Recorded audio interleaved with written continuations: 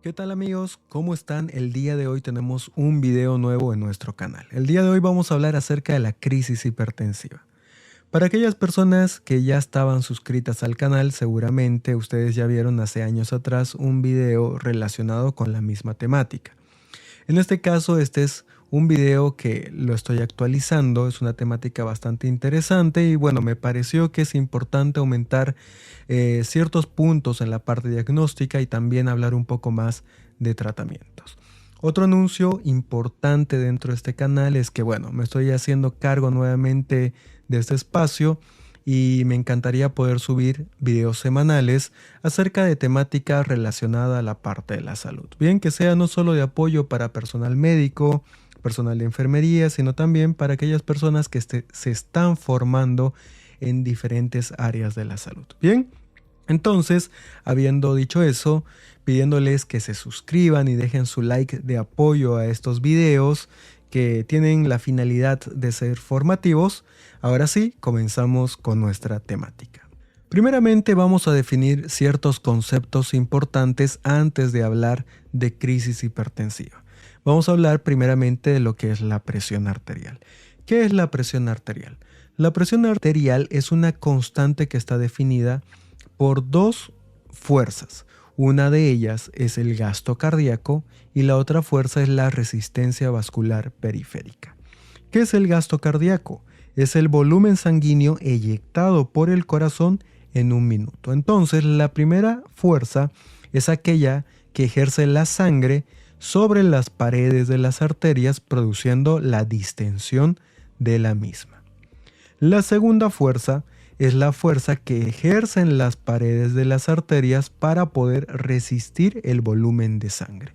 Entonces son dos fuerzas que se contraponen y estas nos van a registrar los valores de la presión arterial.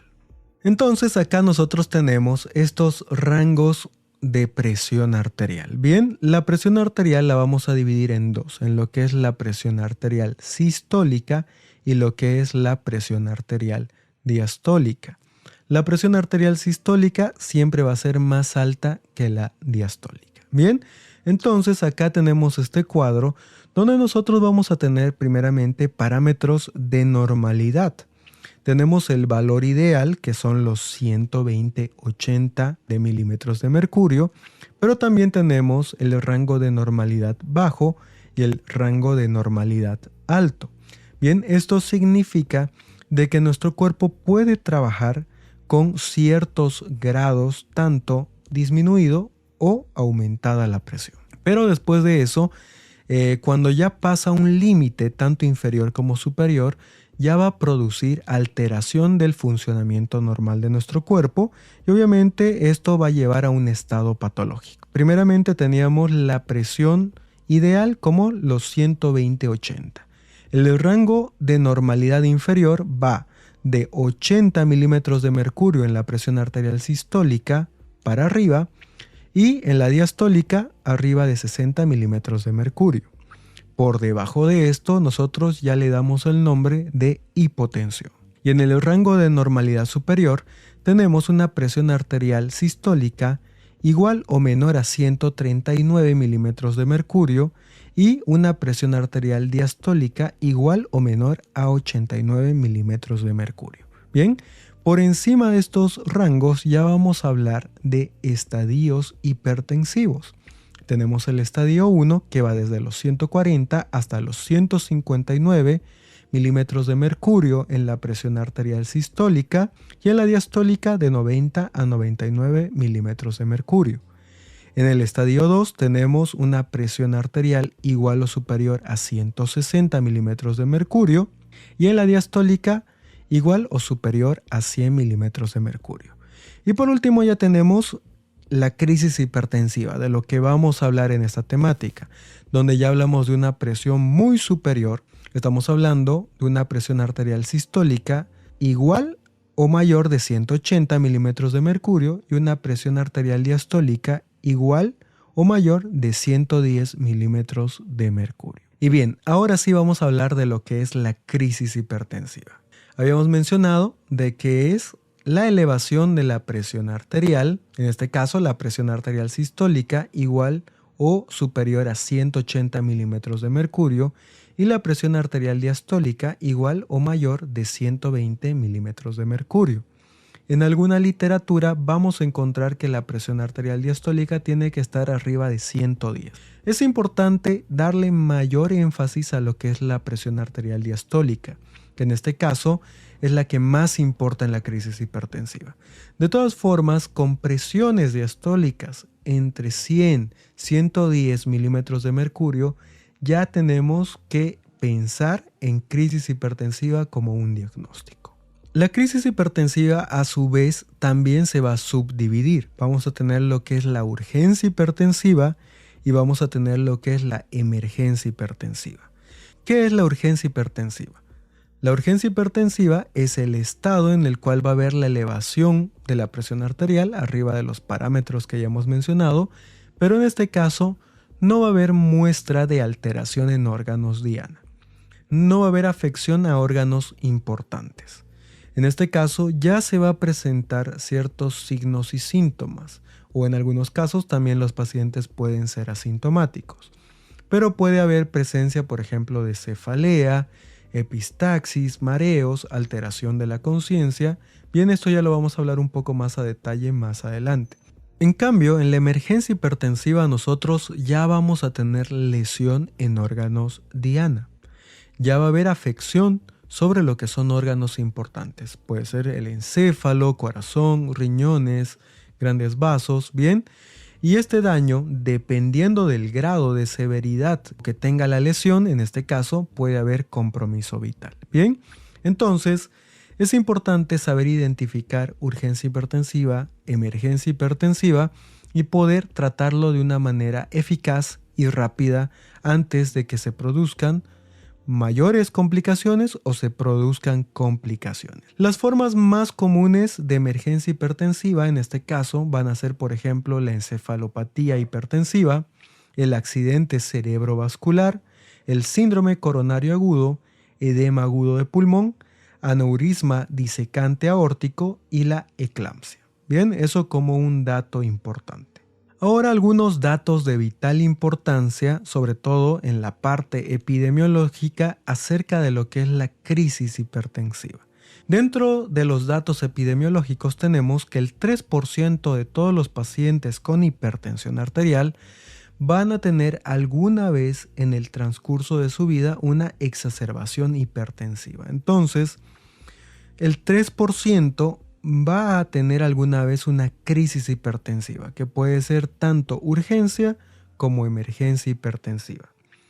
3 de cada 1000 habitantes van a acudir a los servicios de urgencia cada año por este tipo de padecimiento, y dentro de estos episodios las emergencias hipertensivas van a estar presentes en un 25% de pacientes. Puede parecer un porcentaje pequeño, pero aunque ustedes no crean, la recurrencia de emergencias hipertensivas en países latinoamericanos, sobre todo, es bastante común. Lamentablemente en nuestro medio social, las personas no suelen ser muy apegadas a los tratamientos, que esta es una de las razones por las cuales se pueden presentar este tipo de cuadros. Dentro de lo que son los factores de riesgo, aquí mencionando, primeramente tenemos el mal apego al tratamiento, el abandono del tratamiento médico ambulatorio, que en este caso es el causante del 50% de las crisis hipertensivas. Entonces, nuevamente ahí ya lo tenemos como un dato importante, lo que es la falta de compromiso por parte del paciente hacia el tratamiento. Otro factor de riesgo es el sexo masculino. Muchos estudios mencionan y evidencian de que el sexo masculino tiene un porcentaje mayor de aparición de crisis hipertensivas.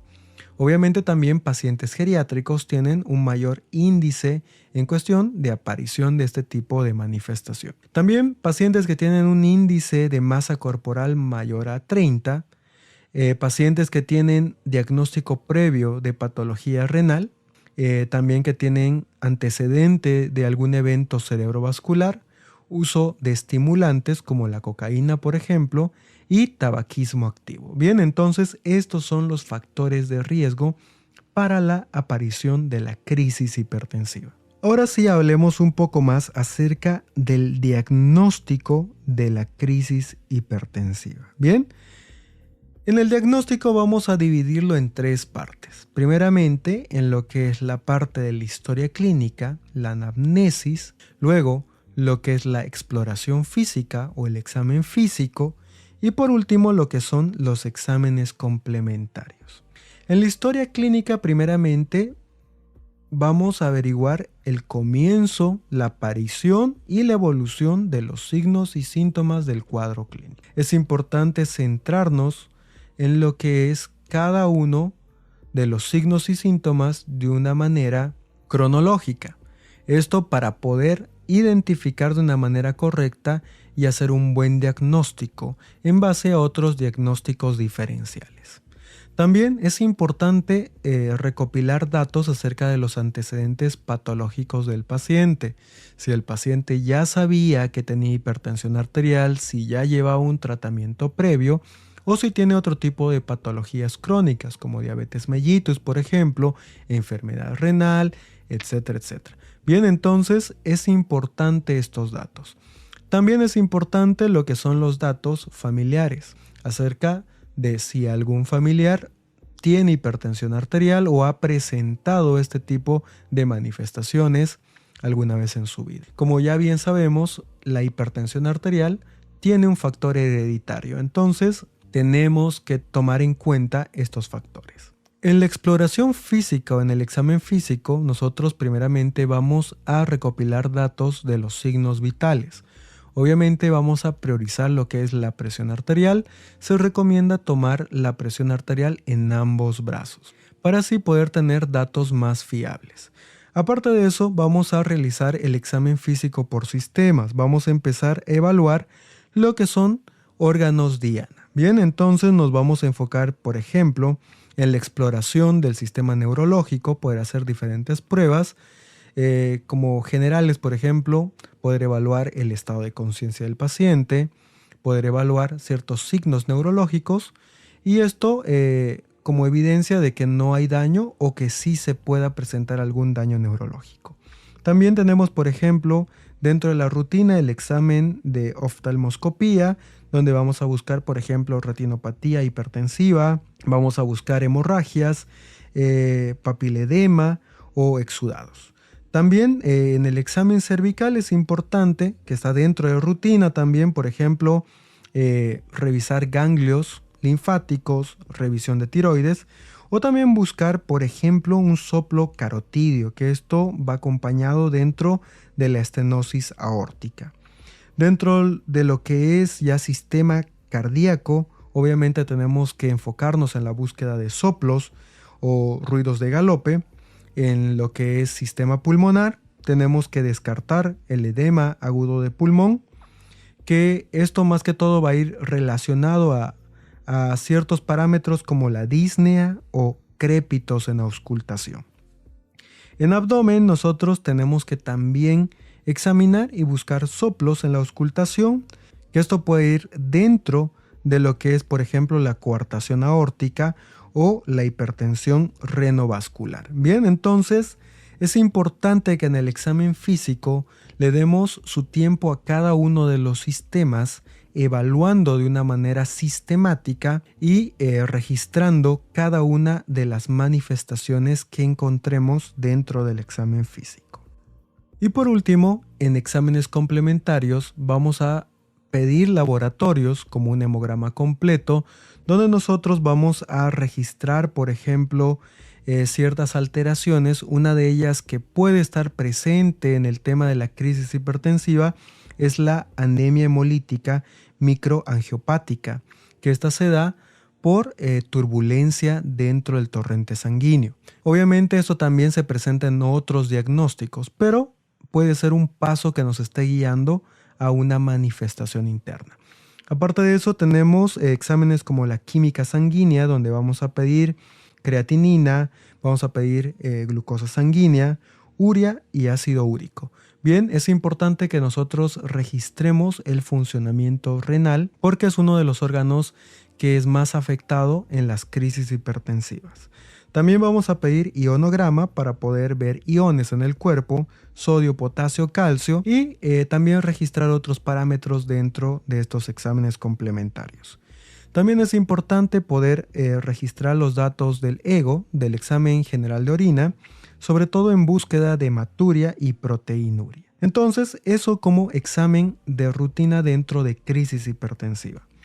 Dentro de otros exámenes complementarios, por ejemplo, el electrocardiograma es importante para poder identificar patología cardíaca asociada a la crisis hipertensiva. También radiografía de tórax para el diagnóstico de otras complicaciones de la crisis hipertensiva o en algunos casos hasta se puede confirmar ciertos cuadros con tomografía. Bien, entonces esto también entra dentro de lo que son exámenes complementarios de rutina. Y bien, llegamos a la parte de tratamientos, en la parte de enfoque terapéutico. Bien, entonces habíamos mencionado que la crisis hipertensiva se divide en urgencia y en emergencia hipertensiva. El enfoque terapéutico es diferente en ambos cuadros. En la urgencia hipertensiva vamos a destinar el tratamiento a la reducción de la presión arterial en un 20% en un tiempo de 24 a 48 horas. En cambio, en la emergencia hipertensiva se va a buscar reducir en un 25% en un tiempo de 1 a 2 horas. Entonces, ahí hay una gran diferencia en cuestión de los tiempos y de los porcentajes. En la urgencia hipertensiva, el tratamiento de primera elección es el uso de IECAS. Tenemos al captopril como primera elección en mucha literatura. Este medicamento viene en dosificaciones terapéuticas desde 12.5 miligramos hasta 50 miligramos y se puede utilizar cada 6 a 12 horas. Una de las grandes ventajas del captopril es que este medicamento reduce lentamente la presión arterial. El efecto del medicamento se da dentro de los 15 a 30 minutos después de la administración por vía oral, pero empieza a reducir hasta dentro de 12 horas. Entonces, la recomendación es comenzar con una dosis baja de 12.5 miligramos y dependiendo de cómo va respondiendo el paciente ante el tratamiento, se va a pensar en mantener la dosis o ir aumentando progresivamente. Lo mismo con el enalapril. En cuestión de la emergencia hipertensiva, la administración de la medicación se va a hacer por medio de vía endovenosa. Necesitamos una acción mucho más rápida por parte del tratamiento. En este caso, los fármacos que se van a utilizar van a ir destinados a tratar las complicaciones producidas por la emergencia hipertensiva sobre los órganos diana. Algunos de estos fármacos que nosotros tenemos como opciones terapéuticas es, por ejemplo, la furosemida, que es un diurético de asa, en una dosificación de 20 miligramos y se va a administrar 20 miligramos cada 30 minutos. Y ahí vamos evidenciando la respuesta por parte del paciente hacia el tratamiento y en base a eso continuamos con la administración de medicamento o nos detenemos cuando hemos llegado a nuestro objetivo terapéutico. También tenemos al labetalol, en este caso, en una dosificación de 2.5 a 20 miligramos. Se va a hacer la administración de 20 miligramos cada 5 minutos. También se puede utilizar 200 miligramos diluido en 200 ml de dextrosa al 5% y se lo administra dependiendo de la respuesta al tratamiento por parte del paciente en un tiempo de 30 a 140 ml por hora. Otro tratamiento que tenemos es la nitroglicerina. En este caso se utilizan dosificaciones de 25 miligramos en 250 ml de dextrosa al 5% en una velocidad de 21 ml por hora o también a 7 gotas por minuto. Estos tratamientos son los tratamientos básicos para tratar la emergencia hipertensiva. Obviamente tiene que ir asociado a soporte vital, oxigenoterapia y sondaje vesical. Y bien, mis queridos amigos, este es el video que teníamos destinado para el día de hoy. Espero que haya sido de su agrado, espero que haya sido de mucha ayuda para ustedes. Como les mencionaba al comienzo de este video, voy a empezar o espero poder subir videos una vez a la semana de temática variada acerca del área de la salud. Si tienen algún tema que les gustaría que hablemos, que les gustaría que profundicemos del área de la salud, pueden escribirlo en los comentarios. También, nuevamente, les pido encarecidamente su apoyo en este proyecto que estoy llevando a cabo y me puedan apoyar por medio de su suscripción y sus likes en estos videos. Bien, entonces, sin más que decir, me despido y nos vemos en un próximo video.